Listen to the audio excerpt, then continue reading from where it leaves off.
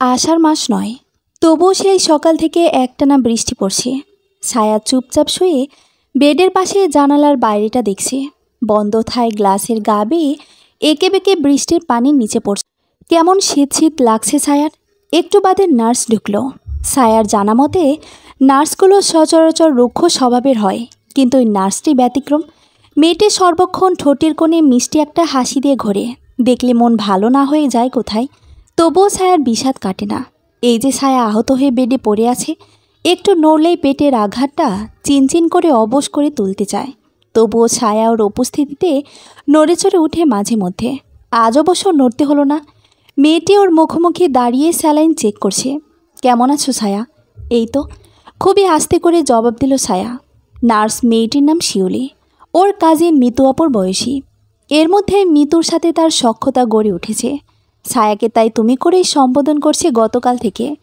শিউলিও এগিয়ে এসে ছায়ার শরীরের টেম্পারেচার চেক করে ক্ষতটা ড্রেসিং করতে বসলো পাশে। ব্যথায় ঠোঁট কামড়ে মাঝে মাঝে চোখ খিচে নিচ্ছে ছায়া। এক নজর সেদিকে তাকিয়ে শিউলি বলল, খুব ব্যথা করছে তাই না? ব্যথা শব্দ শুনতে ব্যথা ভুলে গেল ছায়া। নীরবে চেয়েছিল কিছুক্ষণ শিউলির দিকে।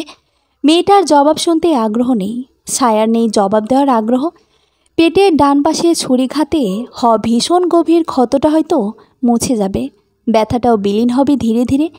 কিন্তু এই যে বুকের বাঁ পাশে সৃষ্ট ক্ষত, এই যে সর্বাঙ্গে লাগা দাগ, জ্বলতে থাকা মনটা, এই কষ্ট, এই দাগ, এই আগুন কি করে যাবে বুঝবি? ছায়ার চোখের কোণা জলে ভরে ওঠে। ভরা প্লাবনের মতোই থই থই করে সীমানা ছাড়াবে বলে ড্রেসিং শেষে উঠে দাঁড়ায় শিউলি। পুনরায় ব্যান্ডেজ বেঁধে দেয়। ওষুধ হাতে ছায়ের পাশে এসে বসে। চিন্তা করো না, শীঘ্রই সুস্থ হয়ে যাবে তুমি। প্রতিদিনকার মতো ভরসা দেয় শিউলি। তারপর বলে, ওষুধটা খেয়ে নাও। শোয়া অবস্থায় ওষুধগুলো মুখে পুরে নেয় ছায়া। শিউলি ওর চোখ মুছে মাথায় হাত রাখে। দীর্ঘশ্বাস ছেড়ে বলে, সবাই সুন্দর জীবন পায় না ছায়া। এই আমাকে দেখো, দুইবার বিয়ে করে সংসারের স্বপ্ন পূরণ করতে পারলাম না। লোকে শুনলে কি বলবি জানো? বলবে আমারই দোষ, চরিত্র আমারই খারাপ। নয়তো দুই বিয়ে কেন ভাঙবে? ছায়া অবাক হয়ে দেখছে শিউলি হাসছে, কিন্তু ওর চোখে জল। শিউলির চোখ দুটো স্থির শূন্যে। প্রথমবার পারিবারিকভাবে বিয়ে হলো। মাস ঘুরতে স্বামীর অত্যাচারে দিনাপাত করছিল। রোজ রোজের এই অত্যাচারের অতিষ্ঠ শিউলি না পেরে শেষমেশ বিচ্ছেদের পথে ঘাটে। তারপর কেটে গেল কয়েক বছর। পুরনো ঘা নতুন চামড়ায় ঢেকে গেল। মন দেওয়ানো হলো বাড়িওয়ালার ছেলের সাথে। পরিবারের অমতে বিয়ে করলো ওরা। বছর দুয়েক ভালোই কাটলো। এর মধ্যে চেষ্টা তদবির করে কনসিভ করলো শিউলি। বহু কাঙ্ক্ষিত সুখ বুঝি এবার ধরা দিল। সন্তানের আগমনের খুশিতে শিউলি যখন বিভোর, তখনই টের পেল স্বামীর পরনারী আসক্তির বিষয়টি। কত কি করলো, কিন্তু ফলশূন্য। লোকে বলে, যে পুরুষের বাইরে একবার টান পড়ে, ঘরের টান তার ঢিলে হয়ে যায়। এক রাতে স্বামী স্ত্রীর মধ্যে এ নিয়ে তুমুল ঝগড়া বিবাদ হলো। নেশাগ্রস্ত স্বামীর বেগম প্রহারে নষ্ট হয়ে গেল বাচ্চাটা। হাসপাতাল থেকে ফিরে ঘরে উঠতে পারল না শিউলি। তার ঘরে এখন অন্য নারীর বাস। সেই যে সংসারের মোহ কাটল, আজও তার সাহস হয় না সেই মোহে জড়াতে। অতীত ভাবতে ভাবতে ভাবুক হয়ে উঠেছিল শিউলি। ছায়া ওর হাতটা ধরতে ছায়ার দিকে তাকায়। চোখ মুছে হেসে বলে, কষ্টকে যত প্রশ্রয় দিবে ততই বাড়বে।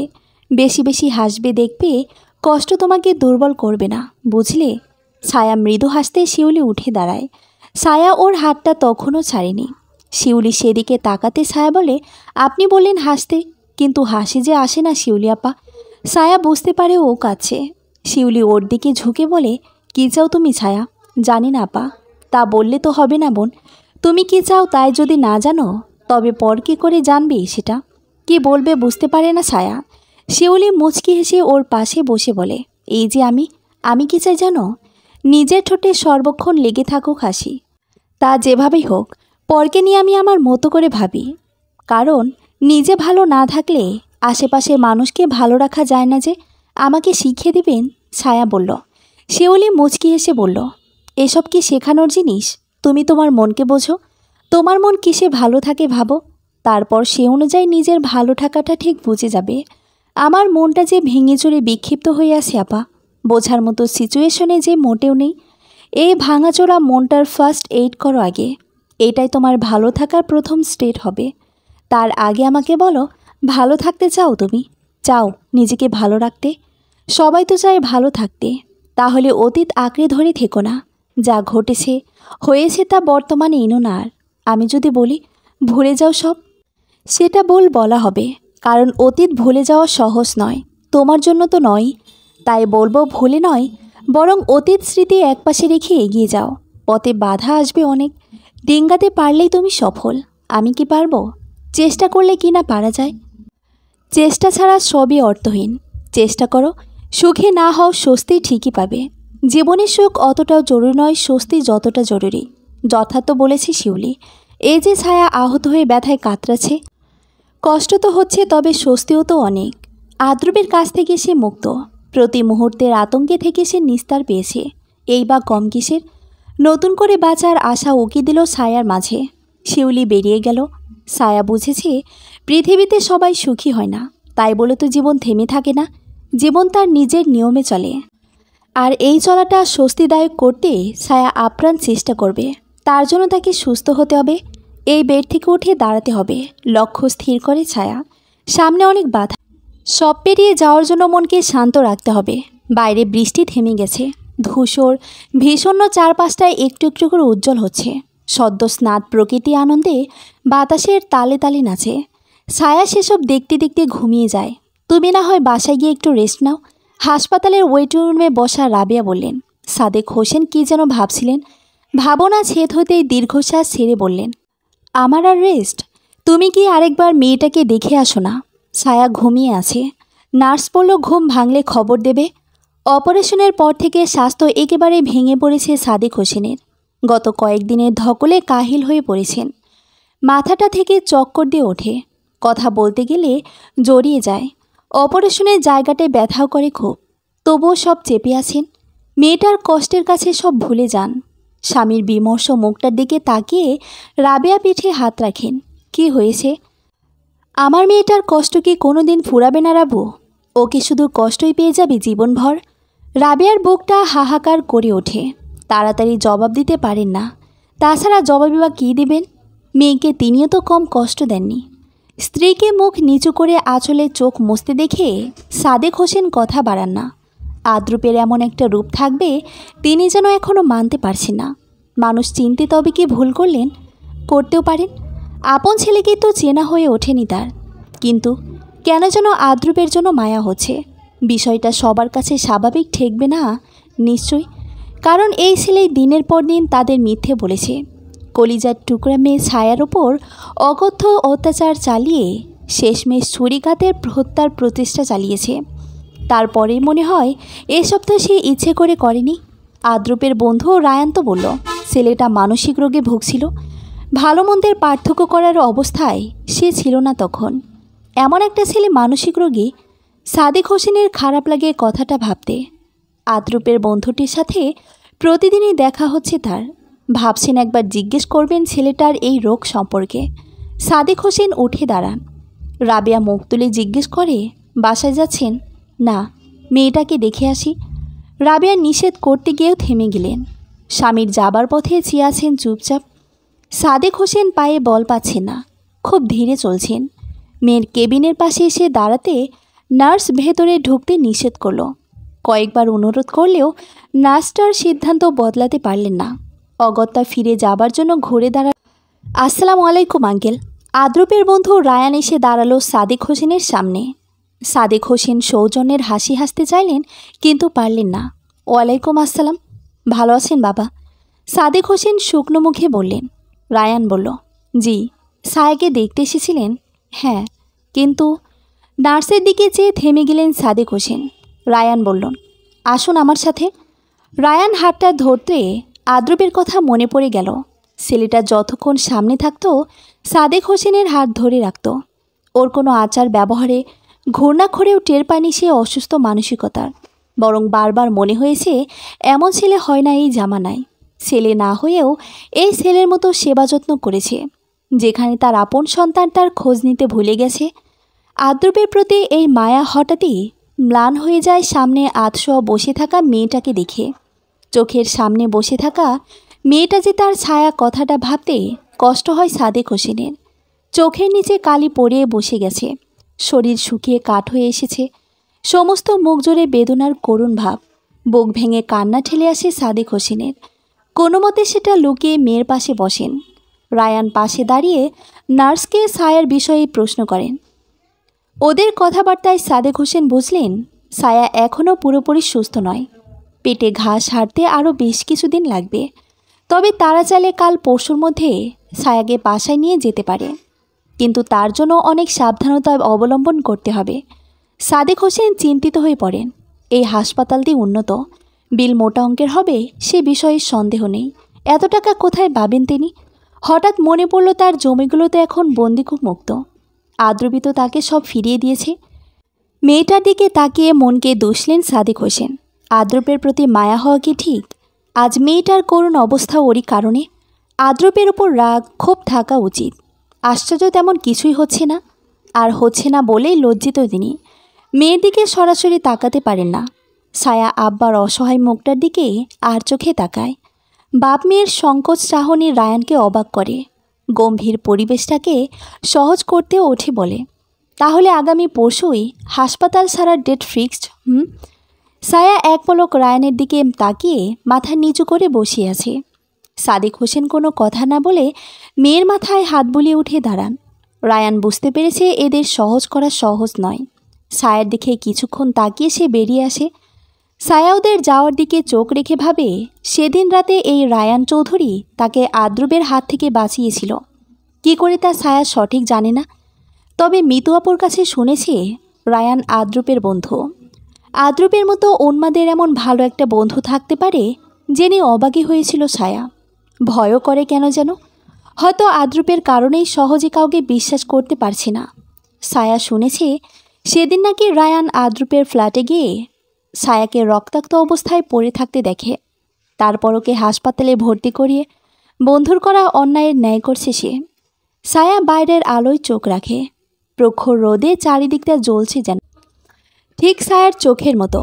হাসপাতাল থেকে ডিসচার্জ করে ছায়াকে রায়ান নিজের বাসায় নিয়ে আসে। সাথে সাদেক হোসেন এবং রাবিয়াও আসেন। তারা এখানে আসতে চায়নি। সাদেক হোসেন চেয়েছিলেন জমিটুকু বেচে ছায়ার সুচিকিৎসার ব্যবস্থা করবেন। রায়ান কিভাবে যেন বিষয়টা জেনে গেল, কিছুতেই যেতে দিল না। বুড়ো বুড়ির জোর খাটানোর উপায়ও ছিল না।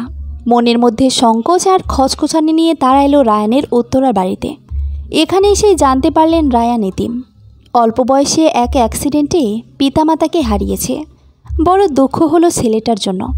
ছায়াকে পাশের রুমে রেখে রাবিয়া বেগম এবং সাদেক হোসেনকে 2 ঘর পরের গেস্ট রুমে থাকার ব্যবস্থা করা হলো। ঘুরে ফিরে বাড়ির এই অংশটুকুতে চোখ বলিয়ে নিলেন রাবিয়া। খুব বিলাসবহুল না হলেও চমৎকার বাড়িটি।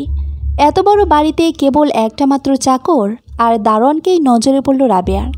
রায়ান ওদের বেডরুম দেখিয়ে বলল, আমার আপন বলতে কেউ নেই। আপনারা যদি আমাকে আপন ভাবেন খুশি হব। রায়ানের কথার আন্তরিকতায় ভালো লাগলো স্বামী স্ত্রীর। সাদেক হোসেন কিছু না বললেও রাবিয়া বলে, তুমি না থাকলে যে কি হতো আমাদের। রাবিয়ার বিষণ্ণতা খেয়াল করে রায়ান হাতটা ধরে বলে, চিন্তা করবেন না মা, আমি আছি তো। কথাটা খুব ভেতর পর্যন্ত নাড়া দিল রাবিয়ার। মাতৃহৃদয় রায়ানের মা ডাকে কেবল ব্যাকুল হয়ে ওঠে। মনে পড়ে যায় ছেলের কথা। কতদিন রায়হানের মুখে মা ডাক শোনেনি সে। ঝরঝর করে চোখে জল পড়ে। রায়ান সেটা বুঝে সংকোচ কাটিয়ে বুকে জড়িয়ে নেয়। রাবিয়া হাউমাউ করে কাঁদতে লাগলো। তার কান্নায় লুকিয়েছিল অনেক কিছু, যার সবটা রায়ান ধরতে পারেনি। গত কয়েকদিনের পরিচয়ে এতটুকু জেনেছে এই মানুষ দুটো বড় অসহায়। রায়ান রাবিয়া বেগমের মাথায় হাত বুলাতে বুলাতে বলে, আপনার এই ছেলে থাকতে আর কিসের ভাবনা?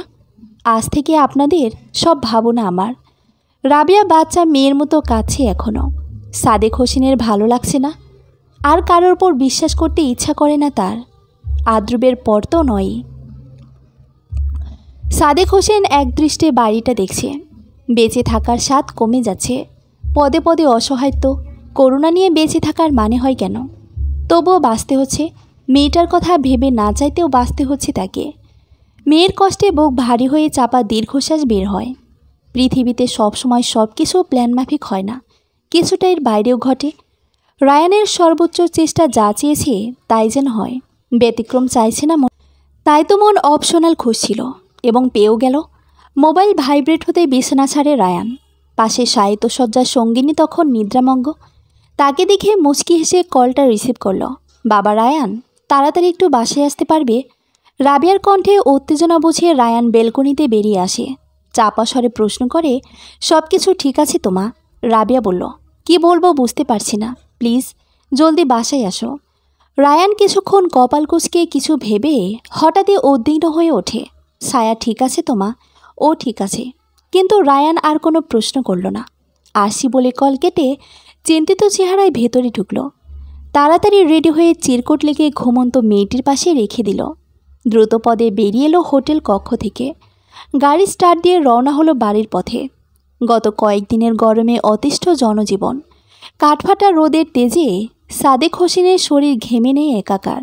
পাঞ্জাবির পকেট থেকে রুমালটা বের করে মুখ মুছে আবার হাঁটা ধরলেন।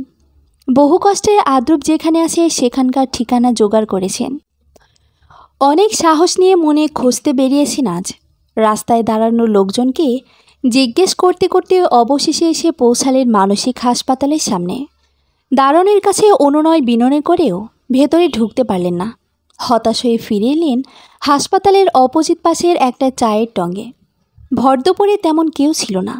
দোকানদার আয়েসে পান চিবোতে চিবোতে আতশোয়া হয়ে বসেছিল। সাদেক হোসেন দোকানের সামনে বেঞ্চিতে বসতে দোকানদার সোজা হয়ে বসে। বেঞ্চিতে বসে ফিরে হাসপাতালের দিকে তাকিয়ে রইলেন। দোকানদার সাদেক হোসেনের দৃষ্টি অনুসরণ করে বলল, কেউ আসেনি ওখানে আপনার? চাচা। সাদেক হোসেন চৌকিতে সামনে তাকালেন।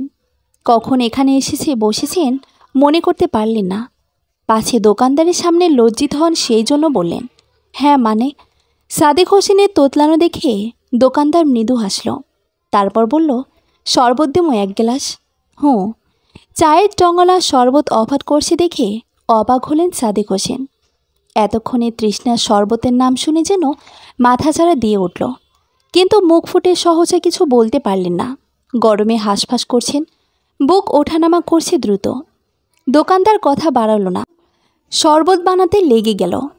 শরবত যখন প্রায় তৈরি তখন কথা বলল দোকানদার, চাচা মনে নয় আশ্চর্য হয়েছেন আমারে শরবত বানাইতে দেখা? তা স্বাভাবিক, চাওয়ালা শরবত বানাই শুনতেও তো কেমন হাস্যকর লাগে।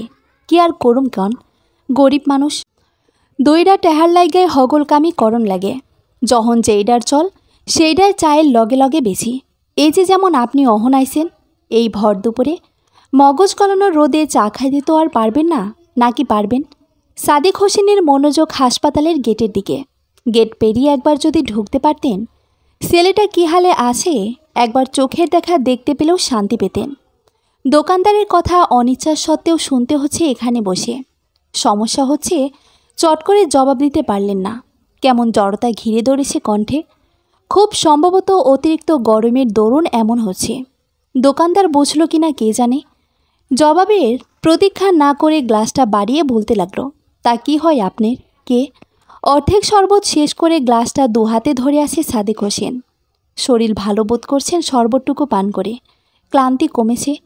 দোকানদার খিলান দিয়ে দাঁত খিলাতে খিলাতে হাসপাতালের দিকে ইশারা করে বলল, ওইখানে যে থাহে। সাদেক হোসেন জবাব দিলেন না। রায়ান তাদের সতর্ক করে বলে দিয়েছে আদ্রুপের পরিবারের ধারের কাছে যেন তারা না যায়। এমনকি তাদের সাথে আদ্রুপের কোনো সম্পর্ক আছে সে কথাও যেন কেউ টের না পায়, তাতে বিপদ তাদেরই হবে। বাকিটা নিজে সামলে নেবে রায়ান। সাদেক হোসেন চায় না আদ্রুপের প্রতি তার এই মায়া মেয়ের জন্য কাল হয়ে না দাঁড়াক। তাই তো কাউকে কিছু না বলে চলে এসেছেন আদ্রুপের খোঁজ নিতে। কিন্তু এখন কি করবেন? রোগীর সাথে কি সম্পর্ক তা না জেনে দারোয়ান ঢুকতে দেবে না। আবার কাউকে তিনি বলতেও পারবে না আদ্রুপ তার কি হয়। অসহ্য লাগছে সব কিছু সাদেক হোসেনের। দোকানদার ভাবল সাদেক হোসেন বিরক্ত হয়েছে তার প্রশ্নে, তাই এবার সে সরাসরি আসল কথা বলল, আপনি যদি চান তো তার খোঁজ আয়না দিবার পারি, কিন্তু দেখা করা একটু টাফ। সাদেক হোসেন যেন হাতে চাঁদ পেয়েছেন, মুখখানি উজ্জ্বল হয়ে উঠল। বলল, দেখা করব না, শুধু একটু খোঁজ এনে দাও। ডান হাতের তালু চুলকাতে চুলকাতে দোকানদার বলল, এটা তো আমার ডান হাতের কাম। কিন্তু দোকানদারের ইশারা বেশ বুঝল সাদেক হোসেন। পকেট হাতড়ে 200 টাকার দুটো নোট বের করে গজে দিল দোকানদারের হাতে। আনন্দে গদগদ দোকানদার। বলল, বসেন জামো আর আমো। মিনিট দুয়েক পরে সে ফিরে এসে বলল, লোক পাঠাইছি, 5 মিনিটের মধ্যে খবর হাজির হইয়া যাইব। ততক্ষণে আর 1 গিলাস শরবত দিই চাচিয়া মিয়া। সাদেক হোসেনের এখন আর পানাহারের ইচ্ছে নেই। পাছে দোকানদার মন খারাপ করে তাই হ্যাঁ বলল। বুঝলেন, দোকানদার যথার্থই খুশি হয়েছেন হ্যাঁ জবাবে। নতুন বানানো শরবত চুমুক দিতে দিতে বারবার হাত ঘড়ি দেখছিলেন। দোকানদার স্পষ্ট অধৈর্য দেখছে সাদেক হোসেনের মুখ চোখে। ঠিক 10 মিনিট পরে অপেক্ষার অবসান ঘটল। ইশারা পেয়ে উঠে গেল দোকানদার। ফিরে এসে বলল, অবস্থা বেশি ভালো ছিল না আপনার ওই আত্মীয়র। ডাক্তার নাকি বলাবলি করতেছিল এই রোগী আর ভালো হইব না, মারাত্মক পাগল রোগী। ভয়ে নাকি ডাক্তার নার্সও কাছে ঘেঁষতে চাইত না। এক এক সময় এক এক রকম করত। এই শান্ত আবার এই ভয়ঙ্কর হয়ে উঠত। বদ্ধ পাগল হইয়া গেছে বুঝছেন। তার পরিবারও নাসর বান্ধা। পাগলটারে ধরে বিদেশ লইয়া গেছে। পাগলের আবার দেশ বিদেশ বাঁচত না আর মনে হয়। যারা দেখছে তারা তো তাই কয়। বুকটা ধক করে উঠল সাদেক হোসেনের। আদ্রুপের অবস্থা ভালো না, কিন্তু রায়ান যে বলল তেমন ভয়ের কিছু নেই। সাদেক হোসেন উঠে দাঁড়ালেন। কিছুক্ষণ একদৃষ্টে চেয়ে রইলেন হাসপাতালের দিকে। তারপর হাঁটা ধরলেন যে পথে এসেছিলেন সে পথে। দোকানদার সাদেক হোসেনের যাওয়ার পথে যেয়ে দাঁত খিলাতে খিলাতে ভ্রু কুঁচকে রইল। রায়ান বাসায় ফিরে শুনল অসুস্থ শরীরে সেই সকালে বের হয়েছেন সাদেক হোসেন। দুপুর গড়াতে চলছে তার খোঁজ নেই। এদিকে রাস্তাঘাটও তেমন চেনাশোনা নয় তার। স্বামীর চিন্তায় কান্নাকাটি জুড়ে দিয়েছেন রাবেয়া। ছায়া পাশে বসে মাকে সান্ত্বনা দিচ্ছে। রায়ান রাবেয়ার পাশে বসে সান্ত্বনা দেবার জন্য পিঠে হাত রাখতে অসাবধানে ছায়ার হাতের স্পর্শ লাগে। সাথে সাথে হাত সরিয়ে নেয় ছায়া। আসি বলে রুমে চলে যায়। রায়ানের চোয়াল ফুলে ওঠে। এতটা করেও ছায়ার মনে জায়গা না পাওয়ার আক্ষেপ তীব্রভাবে জাগল ওর ভেতর। সেটাকে আবারও দমিয়ে রাবেয়ার মাথাটা বুকে নিয়ে বলল, শান্ত হন মা, বাবা ঠিক ফিরে আসবে। আমি এক্ষুনি যাচ্ছি তাকে ফিরিয়ে আনতে।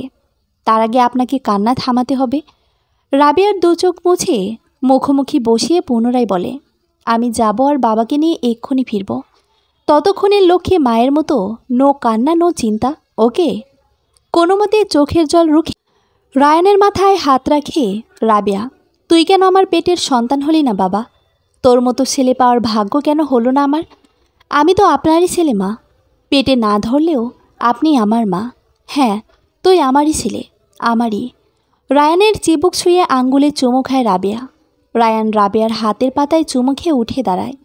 ছায়ার রুম থেকে বেরিয়ে আসে রায়ান বেরিয়ে যেতে। ডাইনিং থেকে পানির গ্লাস হাতে মাকে দেয়।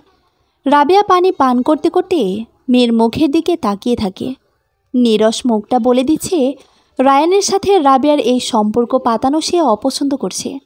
তাছাড়া একটু আগে রায়ানের প্রতি ছায়ার রুক্ষ ব্যবহার তিনি আর চোখে দেখেছেন। রায়ান কষ্ট পেয়েছে সেটাও বুঝেছেন। মেয়ের এহেন আহাম্মকি রাবেয়াকে ক্রুদ্ধ করে। হাতের গ্লাসটা শব্দ করে সামনের টেবিলে রেখে বলেন, রায়ানের সাথে অমন ব্যবহার না করলে কি না ছায়া? অমন ব্যবহার মানে কি বলতে চাচ্ছ তুমি মা? সব বুঝেও বোঝার ভান করিস না। ছেলেটার সাথে একটু হেসে কথা বলে কি যায় তোর? তার সাথে তোর হাসাহাসির সম্পর্ক না যে হেসে কথা বলতে হবে। আর তুমি যদি তেমন কিছু আশা করো তবে সরি, ওসব আমার দ্বারা সম্ভব না। মুখে মুখে ছেলে বানিয়েছ, এই পর্যন্ত থাকো। ছায়া হনহন করে চলে আসে ডাইনিংয়ে। মেয়ের কথার গরমে রাগে শরীর কাঁপছে রাবেয়ার। গলা চড়িয়ে বললেন, হেসে কথা বলতে বাদে, বসে বসে আর অন্ন খেতে বাধে না তোর? মায়ের এই কথায় হতবুদ্ধি হয়ে তাকায় ছায়া। রাবেয়া সেটা উপেক্ষা করে ফের বলেন, হেসে কথা বলবি না? কেন বলবি না? রায়ান না থাকলে আজ কি হতো ভেবেছিস?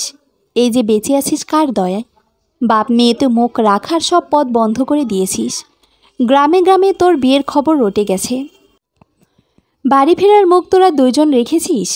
এদিকে কোনো এক পাগলকে বিয়ে করেছিলি, তার কারণে মরতে বসেছিলি। বিপদ মাথার ওপর। জোয়ারের জলে ভাসতাম যদি না রায়ান উদ্ধার কর। শকর কর। ছায়া লজ্জা অপমানের মাথা হেঁট করে দাঁড়িয়ে আছে। রাবেয়া মেয়ের দিকে তাকিয়ে বলেন, আমি স্পষ্ট দেখছি রায়ান মনে মনে তোকে পছন্দ করেছে। তোর সাত কপাল যে এত কিছুর পরও তোকেও পছন্দ করেছে। কে জানে, হয়তো বিয়েও করতে পারে। মা, চেঁচাবে না একদম। আমি যা করছি বলছি আমাদের ভালোর জন্যই। তোর সামনে এখন দুটো পথ খোলা। হয় রায়ানের বোন জগিয়ে চলবি, নয়তো পথে নামার জন্য তৈরি হ। মরে যাব, তবুও তোমার এই কথা আমি মানতে পারবো না, কিছুতেই না। দাঁত কামড়ে কান্না দমায় ছায়া। রাবিয়া বললেন, বেশ, তবে শোন, তুই মরার আগে আমার আর তোর বাপের মরামুখ দেখার জন্য তৈরি থাক। মা, মা বলে ডাকবে না আমাকে। সোফায় বসে কপাল চাপড়ায় আর বলেন, আগুন পেটে ধরেছিলাম, সন্তানেরা শান্তি দিল না। দুটো সন্তানের কারণে জ্বলছি আমি। আল্লাহ নিয়ে যাও, নিয়ে যাও আমারে। ছায়া কাঁদতে কাঁদতে ছুটে রুমে চলে গেল। সাথে সাথে কান্না থামিয়ে ক্রোধিত দৃষ্টিতে তাকিয়ে রইলেন রাবিয়া। বিকেল গড়িয়ে সন্ধ্যা হয়ে এলো। স্বামীর চিন্তায় অস্থির হয়ে উঠেছেন রাবিয়া। একদিকে আব্বার চিন্তা, অন্যদিকে নিজের দুর্ভাগ্যের চাতনায় বিদীর্ণ হয়ে রুমে বসে বসে কাঁদছে ছায়া। মেয়ের রুমের বন্ধ দরজার সামনে হেঁটে হেঁটে ভর্ৎসনা করছেন রাবিয়া। ছায়া খুব চেষ্টা করছে নিজেকে শক্ত রাখার। মাকে সে দোষ দেয় না, সারাটা জীবন কষ্ট দেখে এসেছেন। ভেবেছিলেন সন্তানরা তাকে সুখের মুখ দেখাবে। যাকে এত ভালোবেসে মানুষ করলো, সেই ছেলেটাও আজ মায়ের খোঁজ নেয় না। আর মেয়েটা, ছায়া তাচ্ছিল পরে হাসে ভাগ্যে পরিহাসে ভেবে। তার মেয়েটা না নিজে সুখ পেল, আর না বাবা মাকে সুখ দিল, বরং তাদের ঠেলে দিয়েছে অনিশ্চিত জীবনের দিকে। এই শেষ বয়সে সবাই একটু আরামায়েশ চায়, অথচ তারা কি পাচ্ছে? দুশ্চিন্তা আর আতঙ্কের জীবন। ছায়া ভেবে পায় না কি করবে। মায়ের কথা মেনে নেওয়া কিছুতেই সম্ভব না। আদ্রবকে সে ভালোবাসেনি ঠিক, কিন্তু স্বামী তো মেনেছিল। ডিভোর্সটাও তো হয়নি তার সাথে। কি করে অন্য পুরুষের প্রতি আকর্ষণ অনুভব করবে? কি করে মনে স্থান দেবে অন্য পুরুষকে, যেখানে মনটাই তার ক্ষত বিক্ষত? মাকে শান্তি দিতে পারে না বলে অশান্তিতে ভোগে ছায়া। মাথা উঁচু করে চলার পথ হাতড়ে মরে। সম্মুখে শুধুই ধোঁয়াশা। বাইরে রায়ানের গলার স্বর শুনে উঠে এসে দরজা ঘেঁষে দাঁড়ায়। আব্বাকে খুঁজে পায়নি রায়ান। আব্বার জন্য কেমন যেন করছে মনটা। অসুস্থ শরীরে গেল কই আবার আব্বা? ছায়ার ভয় হচ্ছে কেন যেন, মন ডাকছে। আচ্ছা, ওর কি বের হওয়া উচিত? বের হয়ে কোথায় যাবে? পথঘাটও তেমন চেনা না। তাই বলে হাত গুটিয়ে বসে থাকলে তো চলবে না। পরনের কাপড় ঠিক করে দরজা খুলে বেরিয়ে আসে ছায়া। লিভিং রুমে চিন্তিত মুখে বসেছিল রাবিয়া আর রায়ান। ছায়াকে দেখে ওরা মুখ তুলে তাকালো। মেয়ের সাথে কথা বলতে ইচ্ছে করছে না রাবিয়ার। চুপচাপ উঠে চলে গেলেন। মা মেয়ের ভেতর কিছু হয়েছে আন্দাজ করলো রায়ান। মুখ ফুটে সে বিষয়ে কিছু না বললেও ছায়াকে সদর দরজার দিকে যেতে দেখে বলল, কোথাও যাচ্ছেন? কঠিন মুখে ছায়া বলল, আব্বাকে খুঁজতে। আমাকে বিশ্বাস হয় না আপনার? বললাম তো অনেক খুঁজেছি তাকে আমি, কিন্তু পেলাম না। রায়ান এগিয়ে যায় ছায়ার দিকে। ছায়া বলে, বিশ্বাস অবিশ্বাসের কথা নয়, আমার মন কেমন যেন করছে। আব্বা অসুস্থ শরীরে কোথায় কিভাবে আছেন, আর আমি হাত গুটিয়ে ঘরে আরামায়েশ করে বসে থাকব? তা তো হয় না।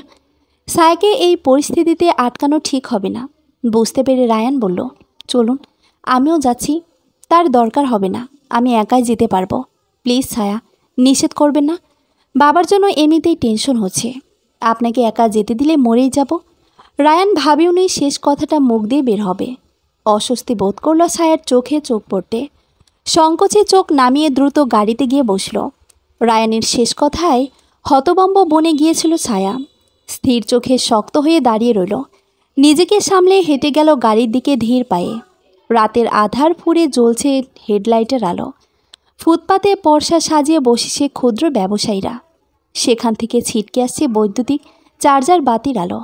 মানুষের পদচারণা এখনও কমেনি ঢাকার ফুটপাতে। দুজনেই পাশাপাশি বসে আশেপাশের মানুষজনের মধ্যে সাদেক হোসেনকে খুঁজতে লাগলো। আব্বাকে খুঁজতে গিয়ে অন্য সব চিন্তা ভুলে গেল ছায়া, এমনকি পাশে বসা রায়ানের কথাও। রায়ানের মন স্থির নেই। ছায়ার সান্নিধ্যে দুর্বল হয়ে পড়েছে। জানে এর পরিণতি সুখকর হবে না। প্রেম কবে পরিণতি ভেবেছে। আর চোখে ছায়াকে দেখছিল রায়ান। সাদামাটা তবু মনে হয় প্রকৃতি ওর উপর সকল সৌন্দর্য ঢেলে দিয়েছে। আয়ত লোচনা, সুশ্রী কোপল, কপালের পাপড়ির মতো দু ঠোঁটের নিশা বারবার পেয়ে বসে রায়ানকে। এই মুহূর্তে পাশে বসে তীব্র হচ্ছে এই নেশা, আফিমের চেয়েও তীব্র। ছায়ার সাথে চোখাচোখি হতেই লজ্জিত হয় রায়ান। অস্বস্তি হচ্ছে রায়ানের পাশে বসে ছায়ার। রায়ানের দৃষ্টি আড়ষ্ট করে তুলছে ভেতর বাহির। একদম সিটের জানালা ঘেঁষে বাইরের দিকে মুখ ঘুরিয়ে রইল ছায়া। রায়ানের মনে খুব বিধল ছায়ার এই দূরত্ব। নিজেকে সামলে নিল সে। কিছু দূর গাড়ি চলতে রায়ানের মোবাইল বেজে ওঠে। গাড়ির সাইডে দাঁড় করিয়ে কল রিসিভ করলো। জায়ানের জোরে বলা হোয়াট শব্দটা শুনে ঘুরে তাকায় ছায়া। ও দেখল মোবাইলে কথা বলতে বলতে রায়ানের মুখ ফ্যাকাশে হয়ে উঠেছে। ছায়ার ভয় হচ্ছে, বুক ঢিপ ঢিপ করতে লাগলো। রায়ান মোবাইল নামিয়ে রাখতে ছায়া বলল, কি হয়েছে? সামনে দৃষ্টি রেখে থমথমের মুখে বসে আছে রায়ান। ছায়া অধৈর্য গলায় বলল, কি হলো, কথা বলছে না কেন? ছায়া আবিষ্কার করলো ওর গলার স্বর কাঁপছে। রায়ান ওর দিকে ছলছল চোখে তাকিয়ে বলল, আমাদের এক্ষুনি বাসায় যেতে হবে ছায়া। কেন, কি হয়েছে?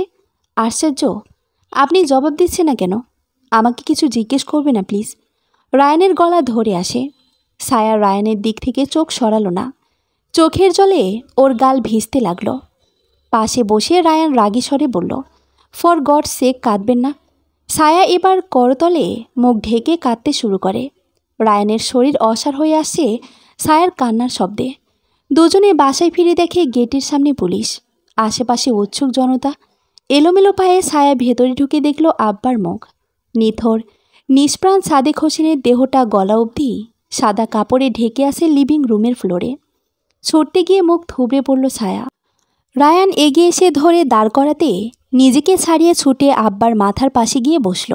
ছায়ার চোখে জল নেই, দৃষ্টি শূন্য।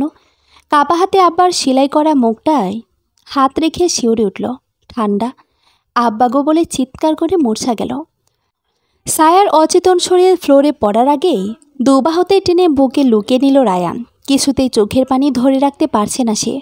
স্বামীর লাশ দেখে মেয়ের মতোই অবস্থা রাবেয়ার। বারবার মূর্ছা যাচ্ছেন। খবর পেয়ে মৃত্যু শিউলি এসেছে। রাবেয়া ছায়ার পাশে বসে আছে ওরা। ছায়া একদমই কথা বলছে না, শোকে পাথর হয়ে গেছে। রাবেয়া হুঁশ ফিরলে বিলাপ করছেন। পুলিশ অফিসার রায়ানকে আলাদা রুমে ডেকে আনলেন। রায়ানকে জিজ্ঞেস করলো, মৃত ব্যক্তি কী হন আপনার? হবু শ্বশুর। কথাটা বাধ্য হয়ে বলতে হলো রায়ানকে। সত্যিটা জানলে ছায়া আদ্রুপের সম্পর্ক সবার সামনে চলে আসতো। ছায়াকে নতুন করে ঝামেলা ফেলতে চায় না সে। পুলিশ বলল, কারো সাথে পূর্ব শত্রুতা আছে আপনার কিংবা আপনার হবু শ্বশুরের? রায়ান বলল, এ কথা কেন বলছেন? বলছি তার কারণ আছে। দেখুন মিস্টার চৌধুরী, আমাদের সন্দেহ আপনার হবু শ্বশুরকে কেউ ইচ্ছে করে গাড়ি চাপা দিয়েছে। এমনটা কেউ কেন করবে সেটা তো আপনি আর আপনার শ্বশুর পক্ষের লোকই জানবে। না জানলেও সমস্যা নেই, আমরা ঠিক জেনে নেব। পুলিশের কথাবার্তা সুবিধার ঠেকল না রায়ানের কাছে। রায়ান বলল, আমার কোনো শত্রু নেই। যতদূর জানি আমার হবু শ্বশুরও সাদাসিধা মানুষ। বাকিটা আপনারা তদন্ত করুন। আমার সর্বোচ্চ সাহায্যটুকু আমি করব। ওকে, তাহলে আজ আসি, শীঘ্রই দেখা হবে আমাদের। পুলিশ অফিসার হাত বাড়িয়ে দিতে রায়ানের চোখ পড়ল ওর নেম প্লেটে, সজন জামান। কর্দমন করতে করতে রায়ান গম্ভীর গলায় বলল, অবশ্যই দেখা হবে অফিসার জামান। পুলিশ অফিসারটি বাঁকা চোখে চেয়ে কিছু ভাবল, তারপর অচায়িতভাবে মুচকি এসে চলে গেল বাইরে। অবিচলিতভাবে চুপচাপ বসল রায়ান। কিছুক্ষণ পর বাইরে বেরিয়ে গেল। হাতে এখন অনেক কাজ। রাবেয়া তাকে ছেলে বলেছেন। ছেলের দায়িত্ব পালনে ত্রুটি করবে না সে। পশ্চিম আকাশে সূর্যটা আগুনের গোলার ন্যায় জ্বলজ্বল করছে। ক্রমশ ছোট হতে হতে হেলে পড়ছে সেটা। চারপাশে তখন দিনের শেষ রক্তিম আলো। ছায়া হেঁটে চলেছে আনমনে। বাড়ি ফেরার তাড়া নেই, বলতে গেলে ইচ্ছেটাও নেই একেবারে। আব্বা চলে যাওয়ার পর পুরোপুরি একা হয়ে গেছে সে। ইদানিং আব্বার কথা খুব মনে পড়ে ছায়ার। সবাই ভুলে গেছে ওর আব্বাকে। রায়হান ভাই, ভাবি, এমনকি ওর মাও হয়তো। রায়হান ভাই তো আগের মতোই আছে। ছায়াকে বোঝার সময় তার নেই। কিন্তু ওর মা, তিনি কিভাবে এমন হয়ে গেলেন? পরকে আপন করতে পারলেন, অথচ আপন মেয়েকে আজীবন পরে ভাবলেন। রায়ান, নিশিভাবে তারা আর অতি আপনজন তার ছায়া। সে কেবলই নিগৃহীত, তুচ্ছ। আধার ছুঁয়ে দেওয়ার আকাশ পানে তাকায় ছায়া। চিৎকার করে কাঁদতে ইচ্ছে করে আর বলতে ইচ্ছে করে, আব্বা, কেন চলে গেলে আমাকে একা ফেলে? কেন আমাকে সাথে করে নিয়ে গেলে না? প্রতি মুহূর্তে লাঞ্ছিত জীবন যে আর সহ্য হয় না আব্বা। তোমার ছায়াকে কেউ বোঝে না, কেউ দেখে আমার কষ্ট। নিজের ঠোঁট কামড়ে কান্না দমিয়ে আবার হাঁটতে শুরু করে ছায়া। ঘণ্টাখানেকের পথও হেঁটেই পাড়ি দেয়। সাদেক হোসেনের মৃত্যুর পর কেটে গেছে কয়েক মাস। রায়ানের বাসাতেই আছে ওরা। ছায়া 1 মিনিট ওই বাসায় থাকতে চায় না। কেন যেন রায়ানকে একদমই অপছন্দ ওর। কিন্তু মায়ের কারণে ছাড়তেও পারছে না। ইমোশনালি বারবার ছায়াকে তিনি বাধ্য করছেন সেখানে থাকতে। কথা ছিল একটা জব হলে রায়ানের বাসা ছেড়ে দেবে ওরা। ছায়ার এখন মনে হচ্ছে ওসব অজুহাত ছিল মাত্র। জব্দ হয়েছে গত মাসে। অনেক চেষ্টা করে একটা গার্মেন্টসে ঢুকেছে ছায়া। ভেবেছিল এবার সম্মানের সঙ্গে মাথা উঁচু করে বাঁচবে। ভাবনা আর বাস্তবের বিপরীত এখানেও। ছায়ার গার্মেন্টস চাকরি হওয়ায় বাসার সবাই মন ক্ষুণ্ণ। ওর মা তখনই বলেছে মাস্টারের মেয়ে হয়ে সে এই চাকরি করতে পারবে না। মায়ের সাথে সাথে ওর ভাবি ও ভাইও সুর মিলিয়েছে। আব্বার মৃত্যুর দিন রায়হান নিশিকে নিয়ে এসেছিল। তারপর থেকে রোজ আসা যাওয়া এই বাড়িতে ওদের। সবার সব তিরস্কার গালমন্দ সহ্য করেও ছায়া এই চাকরি ছাড়েনি। আব্বাকে সে হারিয়েছে, কিন্তু মাকে হারাতে চায় না। রাবিয়া ওর সাথে যেমনই করুক ছায়া মুখ বুজে সহ্য করে যায়। জানে ও ছাড়া মায়ের কেউ নেই। একমাত্র মায়ের অনুরোধেও বাড়ি পড়েছিল। আজকাল মাও যখন ওকে বুঝতে চায় না, ছায়ার মন চায় সব ছেড়ে দূরে কোথাও চলে যেতে। অসহনীয় হয়ে উঠেছে জীবন ওই বাড়িতে। রায়ান মুখে না বললেও বাকিরা প্রতিনিয়ত তাকে প্রেশার দিচ্ছে বিয়ের জন্য। এই কদিনে ছায়া অনেকবার ভেবেছে অন্য কোথাও শিফট হবে। গোপনে বাসাও দেখতে শুরু করেছে। বাসা পেলেই রায়ানের বাসা ছেড়ে দেবে। মা সাথে আসলে ভালো নয়তো থাক ওই পাতানো ছেলের বাড়ি। ভীষণ রাগ হয় এই ক্ষণে মায়ের ওপর, আবার মায়াও হয়। হাঁটতে হাঁটতে কর্মস্থল থেকে অনেকটা দূর ব্যস্ত সড়কের ফুটপাতে এসে থামে ছায়া। রাস্তা পার হয়ে ওপারে চলে আসে, তারপর আবার হাঁটতে শুরু করে। এমন সময় একটা গাড়ি এসে থামে পাশে। ছায়া আমলে নেয়নি গাড়ি থামার বিষয়টা, আনমনে হাঁটছিল সে। হঠাৎ পরিচিত একটা কণ্ঠস্বর পেছন থেকে ডাকল, ম্যাডাম। ছায়া চমকে তাকায়। ওর দিকে দৌড়ে আসলো আদ্রুপের ড্রাইভার। মুহূর্তে বুক ঢিপ ঢিপ করতে লাগলো ছায়ার। এক নজর গাড়ির দিকে তাকাতে শরীর অবশ হয়ে এলো। ড্রাইভার করিম এগিয়ে এসে বলল, স্যার আপনাকে গাড়িতে ডেকেছেন ম্যাম। ছায়ার বলতে ইচ্ছে করছে কেন ডেকেছে, আর ডাকলে আমি যাব কেন? কিছুতেই যাব না। ছায়ার মুখ দিয়ে কিছুতেই কথাগুলো বের হলো না। আর্ত চোখে চেয়ে রইল নীরবে। ড্রাইভার কিছুক্ষণ অপেক্ষা করে আবার বলল, ম্যাডাম চলুন। কী করবে ভেবে পেল না ছায়া। মুখের ওপর না বলতে বাঁধল ওর। মনে পড়ল আদ্রুপের দেওয়া টাকার কথা। সাথে সাথে ভয়ে চেপে বসল। ড্রাইভার আর কোনো কথা না বলে ঘুরে গাড়ির দিকে হাঁটছে। ছায়া পা নড়ছে না। অবশ ভাবটা কমে এসে হাত পা কাঁপা শুরু করেছে। ড্রাইভার ততক্ষণে পৌঁছে গেছে গাড়ির কাছে। ঝুঁকে কিছু বলতে পেছনের দরজা খুলে গেল। ড্রাইভার সেটা ধরে একপাশে সরে দাঁড়াতে পালিশ করা চকচকে জুতা পরা একটা পা নেমে এলো। গাড়ি থেকে যে মানুষটা নামলো তার সাথে আদ্রুপের চেহারার যথেষ্ট মিল পাওয়া যায়, বিশেষ করে লোকটার দৃষ্টি। 50 স্যুটবুট পরা লোকটি ছায়ার সামনে এসে বলল, আমি আদ্রুপের ড্যাড আশরাফ আহমেদ। তোমার সাথে আমার কিছু জরুরি কথা ছিল মা। লোকটার কথা বলার ধরন অনেকটা আদ্রুপের স্বাভাবিক অবস্থার আচরণের কথা মনে করে দেয় ছায়াকে। ওর একরূপ যেমন আঘাত করেছে, অন্যরূপ তেমনই কেয়ার করেছে, ভালোবেসেছে। হুট করে কথাটা স্মরণে এলো। আশফাক আহমেদ অধীর আগ্রহে জবাবের প্রতীক্ষা করছে। ছায়া নিচু গলায় বলল, কি কথা? এখানে দাঁড়িয়ে বলবো? গাড়িতে বসে বললে ভালো হতো। ছায়া খেয়াল করলো রাস্তায় দাঁড়িয়ে কথা বলতে আশফাক আহমেদ অস্বস্তি বোধ করছেন। গুরুজন হিসেবে ছায়া তার কথা মেনে নিল। গাড়িতে গিয়ে বসল। আশফাক আহমেদ বসলেন ওর পাশে। গাড়ি উল্টো দিকে ঘুরলে ছায়া বলল, কোথায় যাচ্ছি আমরা? গেলেই বুঝতে পারবে। ছায়ার উদ্বিগ্নতা খেয়াল করে আবার বললেন, ভয় পেও না মা। আশফাক আহমেদের আদুরে মা ডাকে ছায়া ভরসা করে। কিছু সময় পর আশফাক আহমেদ বলেন, আমার ছেলেকে তুমি ঘৃণা করো তাই না মা? ছায়া কি জবাব দেবে ভেবে পায় না, বিধায় নীরবতা পালন করে। আশফাক আহমেদ হাঁপ ছেড়ে বলেন, পৃথিবীতে কিছু মানুষ থাকে যারা স্বভাবই নয় পরিস্থিতি পরিজনের কারণে খারাপ হয়। আমার আদ্রুপও তেমন। তুমি ভেবো না ছেলে বলে বলছি। না মা, সত্যি আমার আদ্রুপ স্বভাবে খারাপ না, তবুও সে আজ খারাপ। কেন জানো? আমার জন্য। আশফাক আহমেদ ভাবুক হয়ে পড়েন। ছায়া বিস্ময়ে দেখছে তাকে। গাড়ি শো শো করে এগিয়ে যাচ্ছে। সেই সাথে বহু বছর পূর্বে স্মৃতিতে আরও একবার ফিরছেন আশফাক আহমেদ। পৈতৃক সূত্রে তিনি সম্পদশালী ব্যক্তি ছিলেন। মেজাজে তাই একটু বেশি স্বাধীন এবং উশৃঙ্খল ছিলেন। বিয়ে করেন পছন্দের মেয়েকে। প্রচণ্ড ভালোবাসতেন স্ত্রী শাহানাকে। বিয়ের কয়েক মাস পরে গর্ভবতী হয়ে যান শাহানা। এত তাড়াতাড়ি সন্তান চাননি আশফাক। স্ত্রীর সাথে এই নিয়ে মনোমালিন্য হয়। রাগ করে চলে যান বেলজিয়াম প্রবাসী বোনের বাসায়। স্বামীর এই আচরণে মানসিকভাবে একেবারে ভেঙে পড়েছিলেন শাহিনা। আশফাক সাহেবের ভুল ভাঙলে ফিরে আসেন, কিন্তু ততদিনে দেরি হয়ে যায়। অভিমানে দূরে সরে যায় শাহানা। স্বামী স্ত্রীর মধ্যে দেয়াল তৈরি হয় এ নিয়ে। স্ত্রীর রাগ ভাঙাতে না পেরে অধৈর্য হয়ে ওঠেন আশফাক সাহেব। অধৈর্যের ফল সবসময় খারাপ হয়। স্ত্রীর মন না বুঝে সময় না দিয়ে আরও আঘাত করতে থাকেন। শাহিনা চুপচাপ সহ্য করে যায়। ধীরে ধীরে কেমন মনও হতে থাকে। দিনরাত বিছানায় পড়ে থাকেন, নয়তো এক দৃষ্টে শূন্যে চেয়ে কী যেন ভাবতে থাকেন। কারো সাথেই কোনো কথা বলতেন না। স্ত্রীর এমন পরিবর্তন ভেতরে ভেতরে খুব কষ্ট দিত আশফাক সাহেবকে। বুঝতে পারেন না কি করবেন।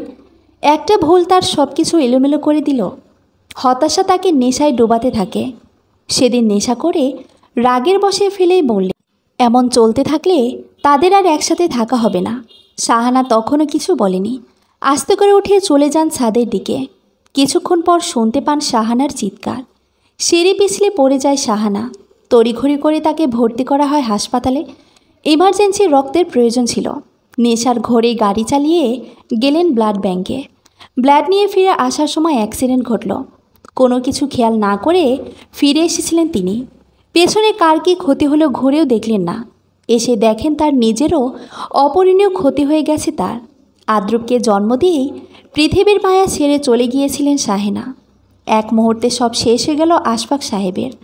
অভিমানী স্ত্রী অভিমান আর ভাঙল না। এতদিনের এক চিলতে আশা ছিল, সেদিন সব ধূলিসাৎ হয়ে গেল। তার পৃথিবী আধারে ঢেকে চলে গিয়েছিল শাহিনা, যার শোক আজও কাটিয়ে উঠতে পারেনি আশফাক সাহেব। সব ছেড়ে দেশান্তরী হয়েছিলেন অনেকগুলো বছর। এদিকে পিতামাতার ছায়া সারা বড় হতে থাকে আদ্রুপ। আদ্রুপকে প্রথম দেখেন 12 বছর বয়সে আশফাক সাহেব। বাবা ছেলের সম্পর্ক সহজ হতে সময় লেগেছিল। একদিন যেই সন্তানকে চাচ্ছিলেন না, একসময় সেই হয়ে দাঁড়ালো আশফাক সাহেবের বাঁচার মাধ্যম। আশফাক সাহেব ব্যবসার কাজে তখন বিদেশ ছিলেন। আদ্রুপ তাকে কল করে জানালো দেশে ফিরলে সারপ্রাইজ দেবে বাবাকে। আশফাক সাহেব বেশ বুঝতে পেরেছিলেন সারপ্রাইজটা কী হতে পারে। তিনি ছেলের সম্পর্কে ড্রাইভারের কাছ থেকে অনেক খবরাখবরই নিয়েছিলেন। ছেলের সুখেই সুখী হন আশফাক আহমেদ। জানতেন না অতীতের ভুল এবারও তার বর্তমানকে আঘাত করবে। হঠাৎ খবর পেলেন খুনের দায়ে আদ্রুপকে পুলিশ অ্যারেস্ট করেছে। দ্রুত দেশে ফিরে আসেন। রিমান্ড থেকে বেরোনো ছেলের অবস্থা শোচনীয়। যেন শাহানাকে দেখছেন তিনি। শরীরের আঘাতের চেয়ে মনের আঘাতই বেশি ছিল আদ্রুপের। যাকে মন প্রাণ উজাড় করে ভালোবেসেছিল তারই হত্যাকারী আছে। চোখের সামনে ঘরের সিলিং ফ্যানে ঝুলতে দেখেছে রোজের লাশ। আশফাক সাহেব ছেলের সাথে দেখা করতে গেলে আদ্রুপ প্রথমে কথা বলেনি, ফ্যালফ্যাল করে চেয়েছিল। ছেলেকে বুকে জড়িয়ে ধরতে হাউমাউ করে কেঁদে ওঠে আদ্রুপ। এই শেষবার কেঁদেছিল সে। আশফাক সাহেব খোঁজ নিয়ে জানতে পারেন মৃত্যুর আগের দিন তুচ্ছ ঘটনা নিয়ে আদ্রুপের সাথে রোজের কথা কাটাকাটি হয়। আদ্রুপের মতে এমনটা প্রায়ই হতো। রাত হলে সকালে রোজই বিষয়টা মিটিয়ে ফেলত। আদ্রুপ ভাবল এবার সে নিজেই গিয়ে ক্ষমা চাইবে, যদিও দোষটা তার ছিল না। রোজকে সারপ্রাইজ দিতে গিয়ে নিজেই বাজেভাবে সারপ্রাইজড হয়। রোজের লাশের পাশে পুলিশ সর্বপ্রথম আদ্রুপকে পায়। শোকে পাথর হয়ে গিয়েছিল আদ্রুপ। এরই মধ্যে কোথা থেকে পুলিশ জানতে পারে গতরাতে আদ্রুপের সাথে রোজের মারামারি হয়। মৃত্যুর সময় অনেক আঘাতের চিহ্ন পেয়েছিল পুলিশ। রোজের লাশ যেহেতু আদ্রুপ নামায়, সুতরাং সর্বস্থানে আদ্রুপের ফিঙ্গারপ্রিন্ট মেলে। পুরোপুরি ফেঁসে যায় আদ্রুপ। রোজের বাবা মা কেস করে আদ্রুপের বিরুদ্ধে। সত্য মিথ্যা বানিয়ে কোর্টে বয়ান দেওয়ার জন্য প্রস্তুত হয় তারা। ছেলেকে এই অবস্থায় দেখে দিশারা হয়ে পড়েন আশফাক সাহেব। এই উকিল সেই উকিল ধরেন, টাকার পর টাকা ঢালেন, ফল শূন্য। তখন এগিয়ে আসে রায়ান। আদ্রুপের বন্ধু বলে রায়ানকে চিনত আশফাক সাহেব। জানতেন না এর আড়ালেও তার এবং রায়ানের একটা সম্পর্ক আছে। অপরাধীর সাথে ভুক্তভোগীর যে সম্পর্ক থাকে, সেদিন রক্ত নিয়ে যাওয়ার পথে যেই গাড়ির সাথে আশফাক আহমেদের গাড়ি অ্যাক্সিডেন্ট হয়েছিল, সেটা ছিল রায়ানের আব্বুর গাড়ি। একটা বিয়ের দাওয়াত শেষে স্বামী স্ত্রী ফিরছিলেন বাড়ির পথে। 2 বছরের রায়ান ছিল বাড়িতে দাদা দাদির কাছে। নেশা এবং টেনশনের ঘোরে আশফাক আহমেদের গাড়ি স্পিডে চলছিল। তার এলোমেলো ড্রাইভিংয়ের কারণে সামনে আসা রায়ানের আব্বুর গাড়ির অ্যাক্সিডেন্ট হয়। স্পটেই মারা যান স্বামী স্ত্রী। সেই প্রতিশোধ রায়ান আদ্রুপকে জেলে পাঠিয়ে নেয়। এখানে থেমে থাকেনি সে। মোটা অঙ্কের টাকার বিনিময়ে সেবার আদ্রুপকে নির্দোষ সাব্যস্ত করেন রায়ান। প্রতিনিয়ত রায়ানের ব্ল্যাকমেলে অতিষ্ঠ হয়ে আদ্রুপকে নিয়ে দেশ ছাড়ার প্ল্যান করতে থাকেন আশফাক সাহেব। এদিকে রোজের মৃত্যুর শোক, জেলখানার দুঃসহ স্মৃতি তাড়া করে ফেরে আদ্রুপকে। ডিপ্রেশনের শিকার হতে হতে মানসিক রোগীতে পরিণত হতে থাকে সে। তার এই রোগ আরও বাড়ে রায়ানের ভুল ট্রিটমেন্টের কারণে। সুকৌশলে পিতা পুত্রকে আলাদা করে আদ্রুপকে নিজের কন্ট্রোলে নিয়ে আসে রায়ান। আশফাক সাহেব অসহায় হয়ে পড়েন সন্তান চিন্তায়। তখনও জানতেন না আদ্রুপের আলাদা হয়ে যাওয়ার পেছনে রায়ানের হাত ছিল। স্ত্রীর বেলায় যে ভুল করেছিলেন ভেবেছিলেন ছেলের বেলায় তেমনটা না হোক, আর তাই আদ্রুপকে কিছু সময়ের জন্য একা ছেড়েছিলেন। রায়ান সেই সুযোগ নিয়ে পশু তৈরি করে আদ্রুপকে। ছায়ার সাথে আদ্রুপের বিয়ের কথাটা রায়ানও প্রথম জানত না। বাইপোলার বুট ডিসঅর্ডারের ভোগা আদ্রুপ দিনের পর দিন ছায়ার উপর অকথ্য অত্যাচার করে। এবারও আদ্রুপকে ফাঁসাতে ডাক্তারকে খুন করে রায়ান। খুনের ভিডিও ধারণ করে পাঠায় আদ্রুপকে। বিশ্বাস করায় খুন করাতে আলাদা রকমের আনন্দ। ছায়াকে ভয় দেখানো মারার চাইতেও বেশি আনন্দের সেটা। রায়ান জানত ততদিনে আদ্রুপের এক মন ছায়ার সরলতার মোহে আকৃষ্ট হয়ে গেছে। তাই তো ছায়াকে ছুরিঘাত করতে সময় লাগে ওর। ড্রাইভারের চতুরতায় সেদিন আদ্রুপ পুলিশি ঝামেলা থেকে বেঁচে যায়। ছায়ার অচেতন দেহ রায়ান হাসপাতালে নিয়ে আসে। উদ্দেশ্য ছিল ছায়াকে দিয়ে আদ্রুপের বিরুদ্ধে কেস করাবে, কিন্তু এবার চাল আশফাক সাহেব চালেন। ডাক্তারের খুনের ফুটেজ হাতে লাগে তার। ব্যাস শুরু হয় রায়ানের পালিয়ে বেড়ানো। সেই থেকে ছায়াকে খুঁজছেন আশফাক সাহেব। অনেক খোঁজাখুঁজির পর অবশেষে পেয়েও গেলেন। বোতলের সিপি খুলে ঢকঢক করে পানি পান করে লম্বা শ্বাস ছেড়ে গা এলিয়ে দেন আশফাক সাহেব। ছায়ার মাথা ভনভন করছে সব শুনে। রায়ানের এই রূপ সে যেন কল্পনাও করতে পারছে না। অবিশ্বাসের নজরে আশফাক সাহেবের দিকে ঘুরে তাকিয়ে বলল, আপনি বললে এইসব বিশ্বাস করব আমি? আর বিশ্বাস করলেই বা কি? দুদিন পর আমি রায়ান চৌধুরীর বাড়িও ছেড়ে চলে যাব। সুতরাং আপনাদের এই শত্রু শত্রু খেলার আদেপান্ত জেনে কোনো লাভ নেই আমার। আর না এসবের মধ্যে থেকে লাভ আছে। গাড়ি থামান, আমি নামব। আশফাক সাহেব ভেবেছিলেন এত কিছু শুনে হয়তো আদ্রুপের প্রতি ছায়ার মায়া হবে, কিংবা জিজ্ঞেস করবে ওর কথা। হতাশ হলেন কিছুটা, রাগ হলেন ছায়ার ওপর। চল শক্ত করে সোজা হয়ে বসে বললে, সেটাই আমার মুখের কথা তুমি কেন বিশ্বাস করবে? আচ্ছা, যদি বলি রোজের মতো তোমার আব্বার মৃত্যুর কারণও রায়ান, তবু কি অবিশ্বাস করবে? ছায়া জানতো ওর আব্বার মৃত্যু স্বাভাবিক ছিল না। পুলিশ প্রথম দিন বলেছিল গাড়ির চাপা পড়ে মৃত্যু হয়েছে। সেই গাড়িটা যে রায়ানের ছিল আশফাক আহমেদের হাতের ছবি তা প্রমাণ করছে। ছায়ার চোখ ছলছল। রায়ানের ওপর ঘৃণায় বিষিয়ে ওঠে মন। আশফাক সাহেব ফটোগ্রাফগুলো কোটের পকেটে ঢুকিয়ে বললেন, আমার ছেলে পরিস্থিতির শিকার, কিন্তু রায়ান মানছি ভুল আমার ছিল। তার জন্য অনেক শাস্তি পেয়েছি আমি। দরকার পড়লে আরও প্রায়শ্চিত্ত করতাম, কিন্তু ও কী করছে? যাকে পথের কাটা ভাবছে সরিয়ে দিচ্ছে। তোমার আব্বাকে মেরেছে কেন জানো? ছায়ার অশ্রুসিক্ত চোখের দিকে তাকিয়ে খারাপ লাগে আশফাক আহমেদ। তবুও প্রকাশে আনেন সেটা। দৃষ্টির সামনে রেখে বলেন, তোমার আব্বা আদ্রুপের খোঁজ নিতে গিয়েছিল। সেখানেই জানতে পারেন রায়ানের মিথ্যাগুলো। তোমাকে পাবার জন্য আদ্রুপ এবং আমার ক্ষতি করার জন্য দিনের পর দিন মিথ্যা বলে আসছিল তোমাদের কাছে রায়ান। আমার যদি ভুল না হয় তবে ইদানিং সে তোমার মায়ের সরলতার সুযোগ নিয়ে তোমাকে বিয়ে করার জন্য উঠে পড়ে লেগেছে, তাই না? ছায়ার বিস্মিত চাহনি আর চোখে দেখে আশফাক সাহেব আবার বলতে লাগলেন, ও চাইছে আমার আদ্রুপের সকল কিছু কেড়ে নিতে। আদ্রুপের এখন তোমাকে প্রয়োজন, তাই তো ও তোমাকে হাসিল করতে চাইছে। আমি বেঁচে থাকতে ওর এ আশা কোনোদিন পূরণ হবে না। তুমি আদ্রুপের ছাড়া আর কারো হবে না। আকাশে বাজ পড়ার শব্দে মানুষ যেমন চমকে তাকায়, ছায়াও তেমনি তাকিয়ে রইল। রাগে ফুঁসতে ফুঁসতে বলল, রায়ান যা করেছে তার শাস্তি আইন তাকে দেবে, কিন্তু আমি কার হব না হব সেটা একমাত্র আমার ইচ্ছে। আপনি বা অন্য কারো কথা আমি কেন শুনতে যাব? ড্রাইভার, গাড়ি থামান, থামান বলছি। আশফাক সাহেব চট করে রিভলভার বের করে ছায়ার মাথায় ধরে। ভয়ে কণ্ঠরোধ হয়ে আসে ছায়ার। তখনই চোখের সামনে ভেসে ওঠে এইটুকু জীবনে ঘটে নিষ্ঠুর সব ঘটনা। বৃতৃষ্ণা জাগে জীবনের প্রতি, ভয়ডর নিমিষেই মুছে যায়। দৃঢ়তার সঙ্গে বলে, মারুন, মেরে ফেলুন। বেঁচে থাকার স্বাদ আমার জনমের মতো ঘুচে গেছে, এবার মরেই শান্তি হোক। আশফাক সাহেব অবাক হলেন ছায়ার আচরণে। রিভলভার নামিয়ে পকেটে গুজে বললেন, তোমার মধ্যে আমার ছেলের জীবন মা। তোমাকে মারতে যাব কেন? আমি তো মন থেকে চাই তুমি বেঁচে থাকো, ভালো থাকো। তাহলে আমাকে যেতে দিন, আমাকে মুক্তি দিন আপনারা। মুক্তি বলতে যদি আদ্রুপকে ছেড়ে বাঁচার কথা বলো, তবে তোমার মুক্তি নেই। আপনি আমাকে থ্রেট দিচ্ছেন? না, তোমাকে সত্যের মুখোমুখি করতে চাইছি। আদ্রুপ তোমার জীবনের সত্য। প্লিজ মেরে ফেলুন, আমাকে মেরে ফেলুন। সত্য মিথ্যার বেড়াজাল থেকে মুক্তি চাই আমি। কত সহজে মরতে চাচ্ছ তুমি? আচ্ছা, মৃত্যু কি এতই সহজ? কই, আমার তো তা মনে হয় না। একসময় ভাবতাম শাহানাকে ছাড়া আমি বুঝি মরেই যাব, কিন্তু দেখো কেমন বেঁচে আছি। একমাত্র ছেলের কারণে বেঁচে আছি। খুব ভালোবাসি ছেলেটাকে আমি। তুমিও তো মাকে খুব ভালোবাসো, তাই না ছায়া? মাকে একা রেখে মরতে চাচ্ছ? পারবে মরতে? তবে যাও, পারো তো মরে দেখাও আমাকে।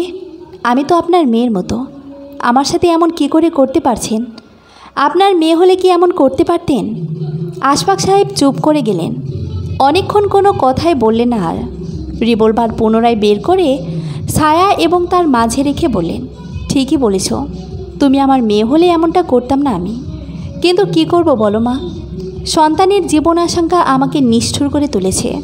তাই তো কষ্ট হলেও তোমার সাথে এমনটা করতেই হবে আমাকে। তবে মেয়ের মতো যখন বলেছ, একটা সুযোগ তোমাকে দেই। এই রিভলভার তুলে আমাকে শ্যুট করে মুক্তি পাও। না থাকবে জীবন, আর না থাকবে সন্তানের জীবন আশঙ্কা। মারার আগে শুধু এইটুকু আশ্বাস দাও, আমার ছেলেটা যেন ভালো থাকে। ছায়া হতবিহ্বল হয়ে দেখতে লাগলো আশফাক আহমেদকে। বাবের বয়সী মানুষটার চোখের পানি টপটপ করছে ঝরে। ভীষণ খারাপ লাগা অনুভব করছে। ছায়া বুঝতে পারল ওর মুক্তি নেই। খাঁচায় বন্দি পাখি হতেই হবে ওকে।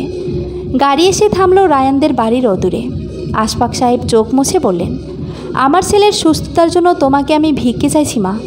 বিনিময়ে যা চাইবে আমি দেব। যা চাইবো তাই দেবেন? বলো কি চাই তোমার? ছায়া হাসল, বিদ্রুপের মুচকি হাসি। বলল, পারবেন না দিতে। আশফাক সাহেব যেন বুঝলেন কথাটার অর্থ। বললেন, মুক্তি না দিতে পারি, পরিপূর্ণ সম্মানটুকু তোমাকে দেব আমি। আমার পুত্রবধূর সম্মান, এইটুকুই আমার সীমাবদ্ধ। সময় নিয়ে ছায়া বলল, আমি কিছুই চাই না কারো কাছে। চাও পাওয়ার পরিসমাপ্তি ঘটালাম আজ। গাড়ি থেকে নেমে বলল, মাকে বুঝিয়ে কল করব আপনাকে, চলি।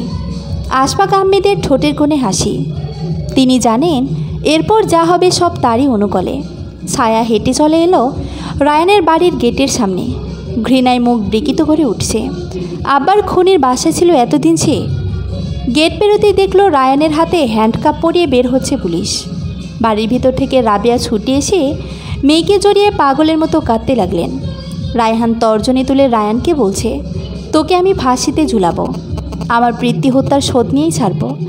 ছায়ার রাগটা মাত্রা ছাড়িয়ে গেল। বড় ভাইকে চিৎকার করে বলল, জীবিত থাকতে যে পিতার খোঁজ নেননি, মরে যেতে তার এত দাম বাড়ল কেন? আপনার পিতা বহু আগেই মরে গিয়েছিল। তার সেই মৃত্যুর কারণ আপনি। মিছে মিছে এসব নাটকীয় সংলাপ ঝাড়ার দরকার নেই। বোনের এমন কথায় একটু যেন ভরকে যায় রায়হান। পাশ থেকে বউ চোখ রাঙাতে নিজেকে সামলে ছায়াকে ধমকে বলে, খুব কথা শিখে গেছো তাই না? থাপড় দিয়ে তোর দাঁত ফেলে দেবো সব কটা। মা, শুনেছো তোমার মেয়ের কথা? এতগুলো মানুষের সামনে কি বলছে আমাকেও? রাবিয়া কোনো কথার জবাব দিলেন না। রায়হান রেগে মেগে বের হয়ে গেল স্ত্রীকে নিয়ে। রায়ান নতমুখে পুলিশের সাথে চলে যাচ্ছিল ওদের সামনে দিয়ে। ছায়া মুখ ফাড়িয়ে নিতে রায়ানের বুকটা হাহাকার করে ওঠে। পাপ তাকে পরাজিত করল। যাকে পেতে চাইল তার চোখ কেবলই ঘৃণা। জেপে উঠে চোখাচোখি হয় মিতুর সাথে।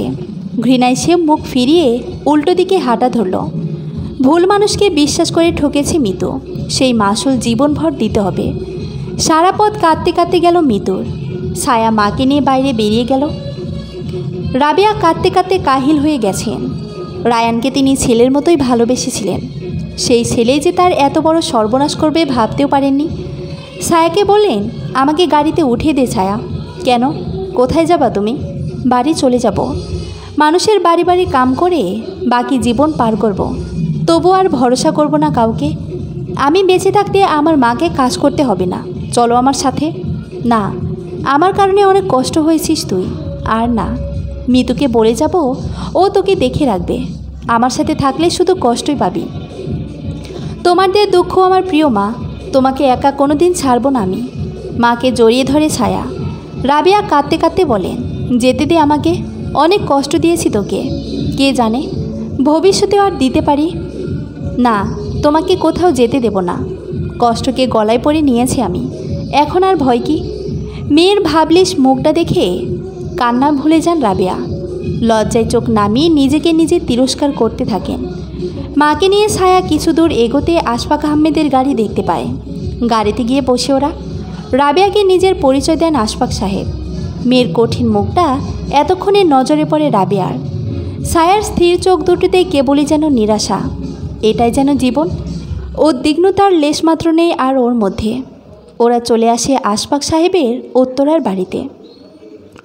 রাবেয়াকে গেস্ট রুমে শুয়ে বসার ঘরে ফিরে আসে ছায়া। আশফাক সাহেব নিচ থেকে ইশারায় সেলের রুম দেখিয়ে দেন। বাইরে ভরা জ্যোৎস্না। এক সিঁড়ি করে উপরে উঠছে ছায়া। খুব চেষ্টা করছে নিজেকে শক্ত রাখার, তবুও ঢিপ ঢিপ করছে বুকের ভেতর। রুমের দরজা হালকা ভেজানো। শেষবারের মতো চোখের জল ফেলে ছায়া দীর্ঘশ্বাস ছেড়ে ভাগ্যকে বরণ করে প্রবেশ করে আদ্রুপের রুমে। পুরো রুম অন্ধকার। আলো বলতে জানালা এবং ব্যালকনির খোলা দরজা দিয়ে আসা জ্যোৎস্নার আলোয় ঠিকরে পড়ছে। সেই জ্যোৎস্নায় ছায়া ফেলে এগিয়ে গেল ছায়া। ঘর শূন্য। ছায়া ব্যালকনির দরজায় দাঁড়াতে আদ্রুপকে দেখতে পেল। রেলিং ধরে দাঁড়িয়ে আছে সে। মলিন মুখটা তুলে চাঁদকে দেখছে। আদ্রুপের বাহ্যিক পরিবর্তন যথেষ্ট চোখে পড়ল। ছায়া শব্দ ভুলে যায়। চুপচাপ চাঁদের দিকে মুখ করে দাঁড়িয়ে থাকে, কি বলবে ভেবেও না পেয়ে। কখন এলে ছায়া? আদ্রুপের শান্ত গলার স্বর ছায়াকে জড়সড় করে তোলে। ছায়া নিচু গলায় বলল, এই তো এখন। তারপর আবার সেই নীরবতা। পেছনে কারো পায়ের শব্দ পেয়ে ঘুরে তাকালো ছায়া। এবারের কাজের লোক দরজায় ট্রে হাতে দাঁড়িয়ে বলল, ছোট স্যারের ওষুধ খাওয়ার সময় হয়েছে। ছায়া গিয়ে ট্রেটা হাতে নিয়ে ফিরে এলো রুমে। আলো জ্বালাতে গেলে আদ্রুপ নিষেধ করল। ছায়ার ট্রের ওপর রাখা ওষুধগুলো একে একে দেখে রাতেরগুলো নিয়ে গেল আদ্রুপের সামনে। হাত বাড়িয়ে গ্লাস এবং ওষুধ সামনে ধরে বলল, ওষুধ খেয়ে নিন। আদ্রুপ এই জ্যোৎস্নার আলোয় ছায়াকে দেখল। চোখের পলক পড়ছে না ওর। ওষুধগুলো গিলে সামনের কিঞ্চিত অন্ধকার ঢাকা গাছগুলোর দিকে ফিরে বলল, তুমি জানো, এই ওষুধ আমার জীবন। ওষুধ ছেড়ে দিলে আমি হয়তো আগের মতো হয়ে যাব, অথবা মরেই যাব। মৃত্যু এত সহজ না। চাইলে কিংবা বললেই মরা যায় না। বেঁচে থাকা যেমন কঠিন, মৃত্যু তেমনই কঠিন। কথাগুলো বিড়বিড় করে বললেও আদ্রুপ ওর ঠোঁট পড়ে নিল। এগিয়ে এসে ছায়ার হাত দুটো হাতে নিয়ে বলল, আমার কি ক্ষমা নেই ছায়া? ছায়া নিরুত্তর দাঁড়িয়ে আছে। চাঁদের আলোয় বৌদ্ধ ছায়ার মুখশ্রী যেন নিষ্প্রাণ কোনো নারী মূর্তি। আদ্রুপ ওর হাত ছেড়ে আবার চাঁদের দিকে তাকায়। দুজনেই চুপ। এরপরে সে চুপে ভেঙে ছায়া দায়িত্বের কথা বলে, রাত জাগলে আপনার শরীর খারাপ করবে, ঘুমাবেন চলুন। আচমকা ছায়ার দুবাহু চেপে ধরে আদ্রুপ। সেই রক্তহীন করা চাহনি। ছায়া ভয়ে কাঁপতে লাগল। ছায়াকে কাঁপতে দেখে দৃষ্টি নমনীয় করে আদ্রুপ বলল, শরীর খারাপের কথা শুধু ভাবছো তুমি? মনটা কেমন আছে ভাবলে না? না, তোমার কোনো দোষ দিচ্ছি না, সব আমারই দোষ। আমার অন্যায়ের আস্তরণে ঢাকা পড়েছে মনের আবেগ, অনুভূতি। আর ছায়াকে ছেড়ে রুমে ফিরে আসে আদ্রুপ। কঠিন মুখের সে নারী মূর্তিটি নিশ্চল। নিস্তব্ধতা ঘিরে ধরল ছায়াকে। ওর অবয়ব জ্যোৎস্নার আলোয় ছায়া হয়ে পড়েছে রুমে। আদ্রুপ হাঁটু মুড়ে বসল সেই অবয়বের কাছে। হাত রাখল ফ্লোরে পড়া ছায়ার ছায়াতে। বিড়বিড় করে বলল, মানবী, তুমি আমার না হও, তোমার এই ছায়ায় না হয় আমার থাক। আমার আধার জীবনে জ্যোৎস্নার এই ছায়াকে সাথী করে আমার জীবন কেটে যাক। সমাপ্ত।